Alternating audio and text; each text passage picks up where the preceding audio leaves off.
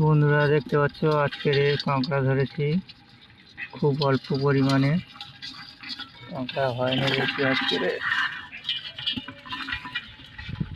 দেখো আজকের কাঁকড়া বেশি হয়নি, খুব অল্প পরিমাণে হয়েছে। আর নদীতে জল তো অনেক উঠেছে, কিন্তু কাঁকড়া সেই তুলনায় কিছুই হয়নি।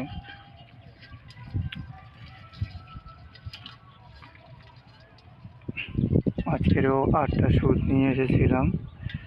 8টা সুদ নিয়ে এলেও কাঁকড়া সেই অনুপাতে হয়নি, চার ছিল না। চার আনলে একদিনে বেশি হয় না।